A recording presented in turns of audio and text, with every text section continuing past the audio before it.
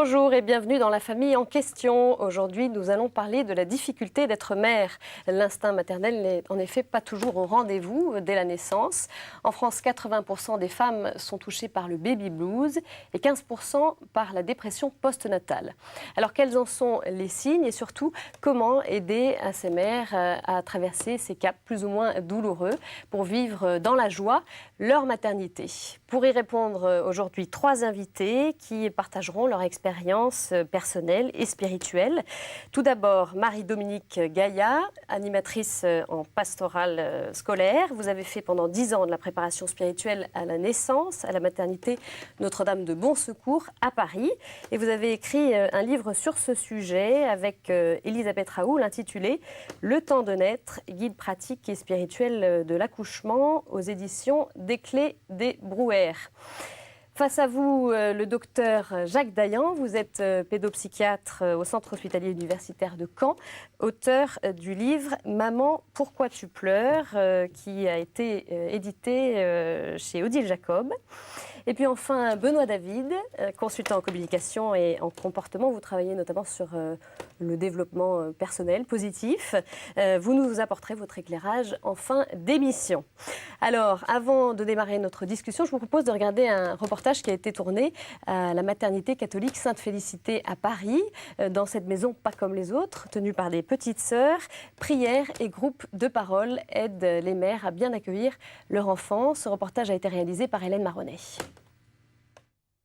Depuis maintenant quelques mois à la maternité Sainte-Félicité, la psychologue Laetitia est à l'écoute des jeunes mamans. Pendant 1 heure, elles se réunissent en un groupe de parole. Échanges, confidences, rires, mais aussi doutes et angoisses sont évoqués. Laetitia est là pour les rassurer, voire détecter les souffrances plus importantes. Le baby blues n'est peut-être pas loin. La première journée après l'accouchement, en fait, où je voyais que j'arrivais pas à téter, et du coup je me disais mais je m'en sortirai pas. Et ce qui m'a énormément aidée en fait, c'est que juste avant l'accouchement, je pris la Bible et j'ai ouvert comme ça. Et c'est ouvert sur une page où c'est écrit « Ne pas perdre mais croire ». Et si, ça fait du bien. C'est beau en plus. Et en fait, ces mots, ils me conduisent maintenant tout le temps. Dès que je perds, Et que vous avez ne peur. pas perdre, croire. Et du coup, ça m'aide. Nerfs à fleur de peau, crise de larmes, anxiété, parfois troubles du sommeil et de l'appétit, autant de signes pour un même diagnostic.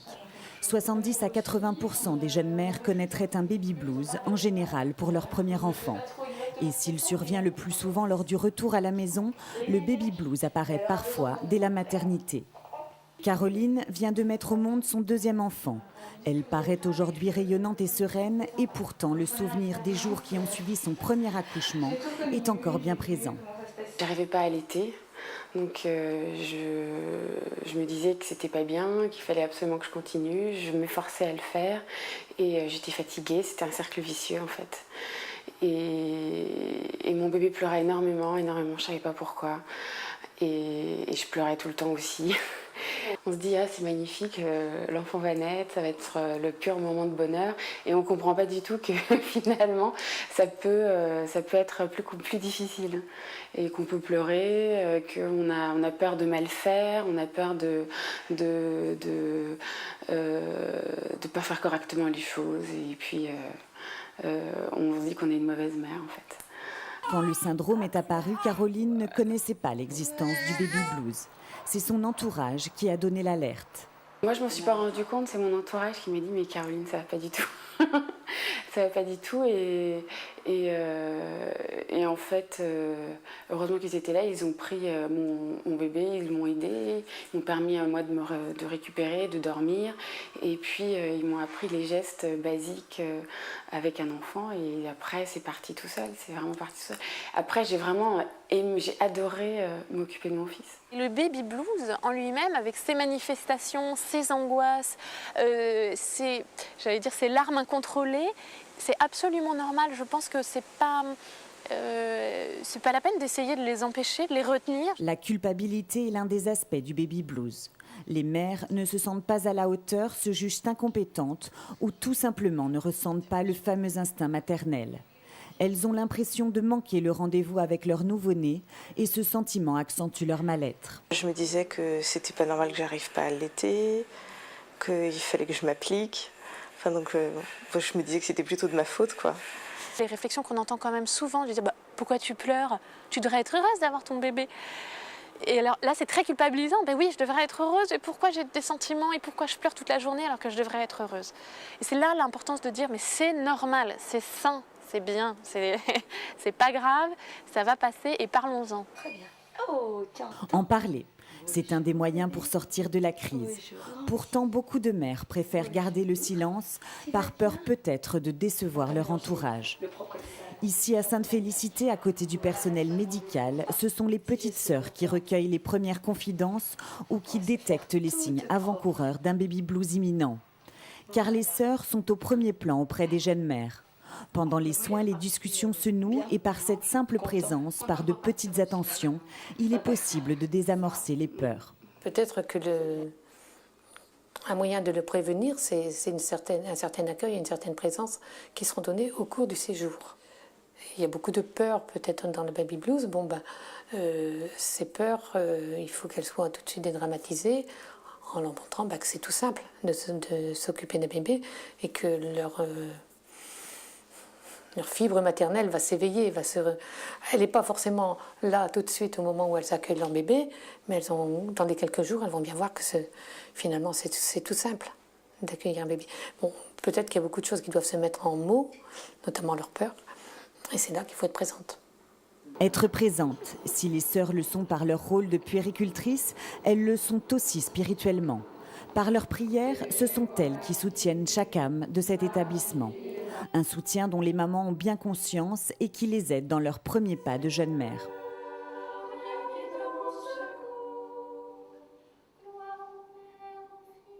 On se sent porté parce que, on sait qu'elles sont là, que toute la dimension spirituelle d'un être est prise en charge et je pense qu'il y a une louange qui est faite pour chaque enfant ici. Alors pour chaque naissance, la cloche est sonnée. Une symbolique pour toutes les mères de la maternité. Car si le baby blues n'arrive pas à toutes les femmes, chaque naissance reste un bouleversement. Mais aussi l'occasion de faire un bilan avant d'entamer une nouvelle vie, celle de maman. Voilà, Marie-Dominique Gaillat, je me tourne vers vous. Donc vous avez fait l'accompagnement spirituel à la naissance. De quoi s'agit-il ? La préparation spirituelle à la naissance. Il s'agit d'un cycle de 3 séances que nous organisons à la maternité de Bon Secours déjà depuis une quinzaine d'années, où nous sommes réunis autour de jeunes parents qui attendent un enfant. Et le but, c'est de leur permettre de réfléchir sur cet événement qui arrive dans leur existence et de réfléchir, bien sûr, ils font la préparation, je dirais, technique, physique, mais les aussi... cours de respiration. Voilà, tout à fait, mais à côté aussi, de réfléchir sur cette grande dimension de la vie qu'ils accueillent. Et pour beaucoup, on s'aperçoit qu'il n'y a pas simplement que la préparation matérielle, mais il y a une grande interrogation sur l'existence, sur Dieu, un grand renouveau parfois dans la foi qui se fait à travers cet événement. Alors, qu'est-ce que peut apporter cette préparation en plus de la préparation classique, peut-être plus pratique, plus psychologique ? Un autre regard sur l'événement. J'aime bien repartir de cette phrase de Charles Péguy qui est le spirituel est lui-même charnel et l'arbre de la grâce est raciné profond. C'est-à-dire que Dieu s'incarne, Dieu d'abord s'est incarné lui-même en un homme et il s'incarne dans nos existences. Et c'est vrai qu'il y a des moments où on peut, je dirais, c'est comme une porte qui s'ouvre à une naissance ou comme un départ, un décès. C'est aussi quelque part une porte sur une vie nouvelle qui s'ouvre. On peut se laisser happer par ce grand courant d'air. Quand vous ouvrez une porte, il y a de l'air qui circule. Eh bien, quand on ouvre la porte à un enfant, il y a la vie qui entre. Et pour beaucoup, c'est aussi un renouveau dans la foi. Donc je crois que c'est les aider à entrer dans ce nouveau regard sur leur foi. Alors vous avez une approche assez originale dans cette préparation. Vous travaillez à partir de tableaux, d'œuvres d'art, notamment certains tableaux qui sont repris dans votre ouvrage. Expliquez-nous un petit peu pourquoi le lien avec l'art. Alors quand on a écrit ce livre, on a rencontré l'éditeur qui nous a proposé donc de travailler pour un large public de jeunes qui ne sont pas toujours dans l'église ou qui se posent plein de questions, qui sont sur les bords de l'église. Et on a trouvé que l'art, c'était intéressant dans la mesure où l'art ouvre encore des portes et permet de s'approprier une parole qui est donnée ou de la retravailler. Hein. Un tableau, permet de créer, hein, il continue, la création continue. Donc chaque personne qui va regarder ce tableau eh bien, va pouvoir à sa manière continuer la réflexion. Alors c'est ce qu'on va faire justement, on va en regarder un tout de suite que vous allez nous commenter, qui est l'adoration des bergers de Hugo van der Goes, qui est vraiment très symbolique puisqu'il y a une représentation de la Vierge avec l'enfant. Alors expliquez-nous un petit peu comment est-ce que vous faites des analogies avec la maternité humaine? Alors, ce qui est intéressant dans ce tableau, c'est que si on regarde Marie, elle est très très pâle, hein, dans des couleurs un peu froides, et il ne semble y avoir aucun lien, je dirais aucun cordon ombilical psychique entre elle et son enfant qui est posé à terre, qui est vraiment très loin d'elle. Elle a ce regard tourné vers l'intérieur, comme souvent beaucoup de Madones hein, dans la peinture, et Jésus est loin, il est très très loin. Et on peut se demander ce que Marie ressent si elle n'éprouve pas regarder ses mains en forme de cœur qui sont posées sur son ventre qui est vide. On peut imaginer qu'elle vise peut-être ce moment de la séparation. Elle en a vécu beaucoup dans sa vie et des étapes successives importantes. Et Jésus ne la regarde pas. Jésus regarde le ciel. Jésus est déjà tourné tout entier vers son devenir, vers sa mission. Il est vers son Père. Comment ça se traduit auprès de futures mamans? Qu'est-ce que vous leur dites? Eh bien, on leur dit que quand on se sépare de cet enfant, hein, c'est une véritable séparation. L'accouchement, en fait. Après l'accouchement, il y a peut-être parfois ce grand vide intérieur. Hein. Et on se rend compte que l'exaltation, le grand vertige qui a saisi les femmes au début de la grossesse, vertige même existentiel, hein, tout d'un coup les reprend, elles se disent mais finalement elles ont vécu, cohabité avec cet enfant pendant plusieurs mois, il a nourri sa mère, cet enfant, elle l'a nourri mais il l'a aussi nourri, tout d'un coup elle se retrouve désemparée devant ce grand vide. Mais en même temps, il n'y a pas de naissance sans séparation. Et toute notre existence, on vit ça, on le revit à différentes étapes jusqu'au moment ultime de notre mort, qui est pour nous l'entrée dans une vie nouvelle. Donc on les encourage à entrer dans cette dimension de notre humanité, hein, tout en ayant des relais, et ça c'est le rôle des médecins, des psychiatres, des sages-femmes, de les accompagner, mais à comprendre que dans notre foi part de notre humanité profondément. Jésus a été homme, hein, et vraiment donc d'entrer avec elle dans cette démarche et de leur permettre de ne pas avoir peur, hein, n'ayez pas peur. Et puis regardez, dans le tableau, c'est très très beau, on voit que Jésus n'est pas seul, il est entouré. L'enfant n'est pas seul et cette femme n'est pas seule. Hein. Il y a des mains, tout ce symbole il y a aussi. Des mains qui portent et qui contiennent l'enfant et peut-être qui contiennent aussi l'angoisse de sa mère. Hein. Une dernière question concernant justement cette préparation spirituelle. C'est quand même très peu répandu en France. Qu'est-ce que vous pensez de ça? Est-ce que vous pensez qu'il faudrait développer peut-être une pastorale plus forte autour de cet accompagnement? Bien, je crois que l'Église accompagne les couples dans la préparation au baptême, mais que justement, dans cette grande étape de la naissance, l'Église va être attentive, puisque ça commence déjà dans des maternités, à rencontrer les jeunes avant le baptême, c'est-à-dire à les accompagner dans cette démarche, hein, qui est d'accueillir, de transmettre la vie. Donc il y a tout un chantier qu'il faudrait lancer. Je crois, moi, que l'Église a une parole à dire profondément sur cette étape, oui, et à accompagner les jeunes pendant la grossesse. Docteur Dayan, je me tourne vers vous. Donc vous êtes pédopsychiatre au Centre hospitalier universitaire de Caen. On a vu dans ce reportage la question évoquée plus précise du baby blues. Alors la distinction entre baby blues et dépression postnatale.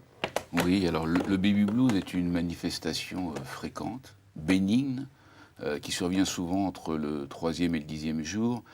Et le reportage a bien montré qu'il s'agissait souvent d'une étape tout à fait transitoire et passagère. Ça passe tout seul, quasiment. Où il suffisait d'accompagner les mères à l'écoute de leurs interrogations, qui prennent des formes variées, puisqu'elles manifestent des pleurs, elles manifestent des fois des troubles du sommeil, et des bouleversements émotionnels qui surviennent, qui sont à fleur de peau, des fois pour des sujets qui sont complètement étrangers au bébé, une porte mal fermée, une parole un peu dure. Et on a beaucoup essayé de théoriser. Et on pense que c'est l'adaptation à vraiment un changement psychologique, social, corporel absolument bouleversant. et qui ne présente aucun élément pathologique. Alors, il y a peut-être un trouble qui est moins connu, dont on parle moins, c'est cette dépression postnatale qui touche environ 15% des femmes. Pourquoi est-ce que c'est tabou d'abord ? Je pense que c'est tabou parce que l'idéologie dominante dans à peu près toutes les civilisations, c'est qu'une mère, à partir du moment où elle a voulu avoir un enfant, et où cet enfant est un bel enfant, bien vivant, beau, elle doit être heureuse. Or, 10 à 15% des mères, social. Il y a cette espèce d'implicite social, ce diktat. Et d'ailleurs, les mères déprimées dans le postnatal, ou ne sont pas conscientes qu'elles sont déprimées, ou elles le cachent. Et effectivement, il s'agit d'une grande souffrance, très et souvent incompréhensible, comme l'a bien montré une de ces femmes interviewées. Et il s'agit d'une souffrance qui, dans 40% des cas, disparaît spontanément, et dans d'autres situations, tend à s'installer, à devenir pérenne. Qui se manifeste comment ? Quels sont un peu les troubles ? Eh bien, on les a appelés au départ dépressions souriantes. C'est-à-dire les femmes cachaient leur détresse alors qu'elles pouvaient pleurer tous les jours. Elles manifestent un désintérêt ou une absence de plaisir aux soins donnés au bébé.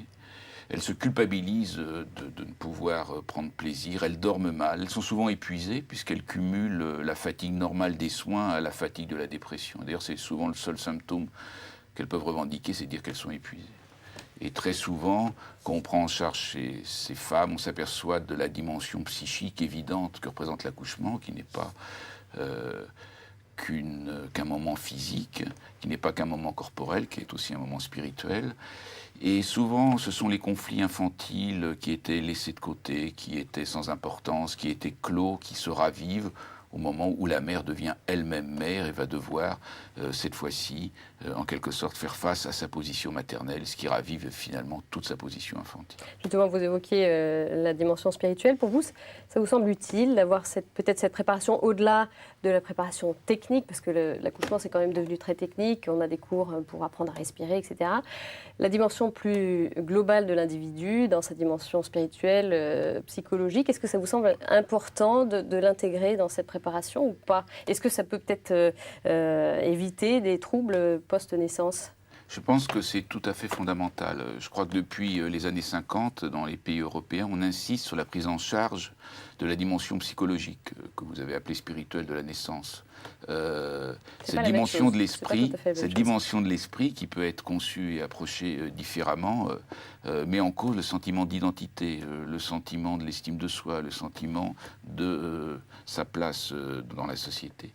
Et il est très important de ne pas ramener l'accouchement un élément purement corporel. Et maintenant qu'on a acquis une certaine sécurité de l'accouchement, qui était quand même la première priorité, on accepte de s'y intéresser. Et toutes les mesures de préparation ne préviennent pas les dépressions graves, mais elles permettent aux femmes de savoir qu'elles peuvent être écoutées, qu'elles peuvent être entendues, qu'elles trouveront un interlocuteur et que ces dépressions ne sont pas le signe qu'elles sont des mauvaises mères. Il y a quand même un problème de prévention, parce que est-ce qu'on indique vraiment aux futures mamans qu'elles sont exposées à ces risques-là ? Est-ce qu'il y a vraiment, en termes de santé publique, vraiment une information assez développée là-dessus ?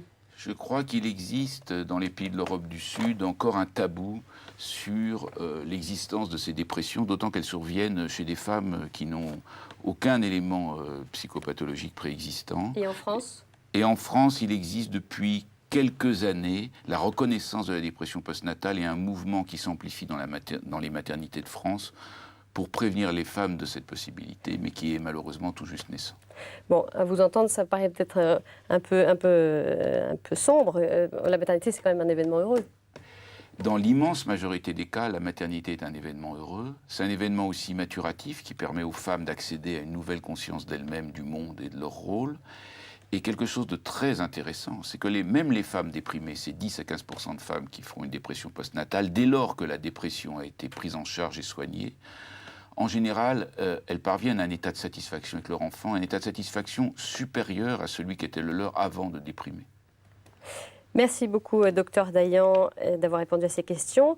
Enfin, pour les dernières minutes de cette émission, Benoît David, que nous voyons régulièrement sur ce programme. Alors, comment est-ce que vous réagissez face à ce que vous avez entendu ? Quel est votre regard sur cette question de la maternité, et la maternité qui peut être parfois un peu douloureuse à ses débuts ? Moi, il me semble que je prendrais deux mots pour reprendre ce qui a été dit. Je dirais que d'abord, c'est un événement. la naissance est un événement, et je rajouterais le mot naturel. Et de ce fait qu'à partir du moment où l'événement est naturel, donc il est finalement ordinaire, le retour à la maison est quelque chose de difficile, parce qu'on connaît. Et alors, quand on regarde bien, à mes yeux, il y a 3 visions. D'abord, il y a la femme avec soi. Et à mon avis, c'est un des points les plus importants, c'est qu'elle se retrouve elle-même. Et ça, c'est le premier point. Donc, il faut falloir qu'elle prenne soin de soi. Donc, soin d'elle-même, se soigner, entre guillemets, au sens premier du terme. Et puis, il y a la relation avec les autres. Les autres lui ont donné des messages, plein de messages. Tu verras que ça sera comme ça, et ça sera ainsi. Et alors, elle est inondée d'informations. Et là, elle est face à l'ensemble de ces informations. Et de mon point de vue, il va falloir qu'elle trouve elle-même le chemin qui doit être le sien. Donc, c'est le deuxième élément très fort, c'est la relation avec les autres. Et notamment son conjoint. Et son conjoint, bien sûr. Et son conjoint, ses beaux-parents, ses parents, enfin, tous les gens qui ont donné de nombreux conseils. Et pour autant, elle est face à elle-même. Et puis, le dernier point, c'est la relation avec son enfant. C'est quelque chose de nouveau. Et le fait qu'elle ne connaisse pas, puisque c'est un événement qu'elle ne connaît pas, et c'est vrai qu'on peut l'approcher, et dans quelques instants je le dirai, on peut approcher de l'événement de la mort, parce qu'en fait on ne connaît pas une mère qui va avoir un enfant. En fait, on a beau avoir montré beaucoup de choses, elle ne sait pas, puisque elle va découvrir l'idée de l'arrivée de cet enfant. Alors, à mon avis, c'est vrai que moi je partage cette idée qui consiste à dire que c'est un événement heureux, et que globalement pour l'ensemble des mères de famille, l'événement est une vraie fête de la famille. Il y a quelques éléments de drame, une vraie fête de la famille. L'idée centrale, à mon avis, c'est qu'elle-même puisse porter un regard positif sur elle-même, sur les autres, sur, bien sûr, l'environnement et la vie. D'autrement dit, ce n'est pas un décret d'application, tu dois être heureuse. C'est elle-même qui doit trouver le chemin pour être heureuse, trouver les éléments en elle, son regard, ses yeux, bref, la manière dont elle porte l'enfant, la manière dont on va lui dire qu'il est beau, la manière dont on va dire qu'il ressemble à telle ou telle personne. C'est-à-dire toutes les opportunités, tous ces instants très simples. Et puis, de mon point de vue, il y a, au-delà de ce comportement du regard positif, il y a des attitudes. Et ces attitudes, à mon sens, il faut qu'elles soient imprégnées de ces attitudes pour, globalement, il y avait une préparation. Il y a de l'action, puisque maintenant, il y a quelque chose de nouveau. Il y a un enfant qui arrive, il y a une personnalité. Et puis, c'est vrai, ces verbes ont été dits. Je crois qu'il faut qu'elle écoute, il faut qu'elle rencontre, il faut qu'elle sorte incontestablement, et puis qu'elle puisse parler. Et aussi se mettre à pleurer. Accepter l'idée que, même si elle est dans une dynamique de fête, il peut y avoir, de mon point de vue, une dynamique de souffrance, une dynamique de délaissement. Elle se sent quelque part appauvrie de quelque chose. Alors que pas du tout. L'idée, c'est au contraire, elle s'est enrichie de quelque chose. Et elle doit faire porter ce regard-là, à mes yeux.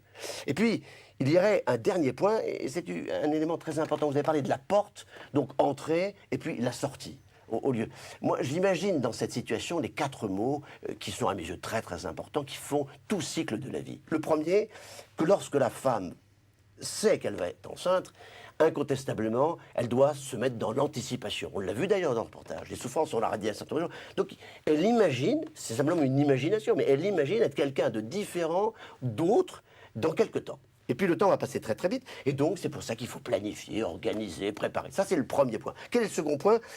Prendre du plaisir. Incontestablement, c'est un élément à mes yeux que nous les hommes ne connaissons pas. On peut partager de loin ou de près, mais prendre du plaisir, quelque chose de formidable. Puis le troisième point, c'est la mort.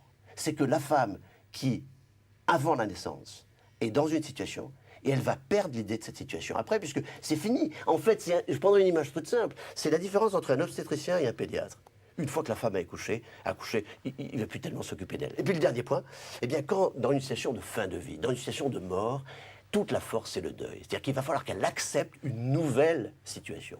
De mon point de vue, il va falloir qu'elle accepte d'être regardée autrement. Et c'est d'une manière légitime, déjà rien que physiquement. Et je dirais, pour conclure, à travers ce qui a été dit, et dans cet événement de joie, à mon avis, je crois qu'il faut que nous insistions sur... C'est quand même une fête, un événement de joie. Il faut d'un côté, à mes yeux, que la femme sente que ça existe. Et de l'autre côté, qu'elle puisse faire partager sa joie. Donc elle sait qu'il y aura de la souffrance de ce point de vue-là, et vous l'avez très bien dit. Et de l'autre côté, il faut qu'elle fasse partager sa joie. Moi, je dirais simplement le fait qu'elle se réjouisse d'un événement qui est un événement heureux de la vie. Eh bien, on termine sur ces mots très positifs. Merci Benoît David. Quelques mots pour terminer, quelques informations pratiques si vous souhaitez en savoir plus sur cette préparation spirituelle qui a lieu à la maternité de l'hôpital Notre-Dame du Bon Secours, un numéro de téléphone qui s'affiche sur vos écrans, le 01 40 52 40 52. Et puis également le site de l'association Maman Blues, un site non médical mais sur lequel les mères peuvent trouver toutes sortes de conseils pratiques, utiles. Son adresse www.maman-blues.org. Alors voilà, je vous remontre pour terminer les livres que nous avons évoqués en début d'émission. Le temps de naître, Elisabeth Raoul, donc co-auteur avec Marie-Dominique Gaïa, qui est un guide pratique et spirituel de l'accouchement aux éditions Des Clés de Brouwer. Et puis ce deuxième ouvrage de Jacques Dayan, Maman, pourquoi tu pleures, paru aux éditions Odile Jacob. Voilà, alors merci à tous les trois d'être venus et puis à très bientôt pour un nouveau numéro de La Famille en question. Au revoir.